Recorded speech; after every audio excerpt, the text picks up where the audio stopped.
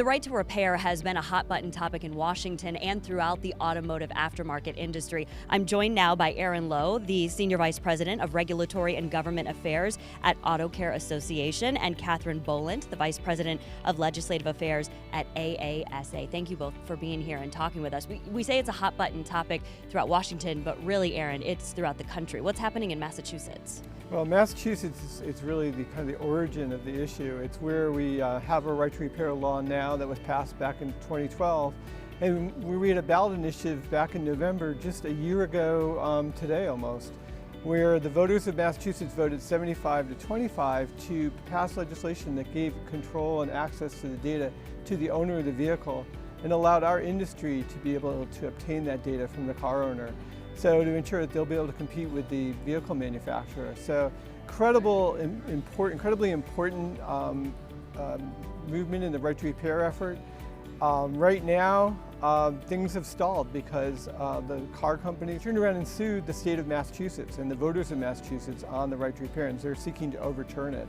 So that law now is in court, and we thought we were going to have a verdict on November 2nd, and so we thought we'd be able to announce it at the show, but it looks like, because of new evidence that was introduced at the last week, in fact, that we're now going to have to wait a couple more weeks to see a verdict on that issue. And there are efforts, Catherine, on the federal level as well.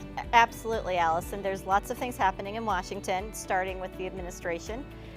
Earlier this year, the Federal Trade Commission issued a Nixing to Fix report that found that OEMs of a variety of sectors, including the automotive sector, are taking steps to make it more difficult for consumers to repair their vehicles or to repair their goods. Following on that, the White House issued an executive order earlier this year that encouraged the Federal Trade Commission to do more to protect consumers and to allow them to repair their products, whether it's cars, tractors, electronics, etc.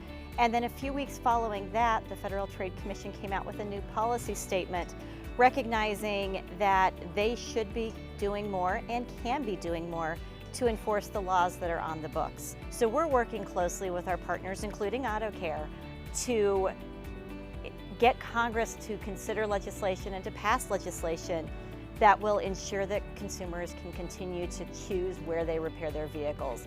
And there are ways that people can get involved to get that done. We're urging everyone while they're at the show, scan the QR code. It's so easy to send that letter to their member of Congress. If you want to find one of those QR codes, you can find them in the Level 1 lobby.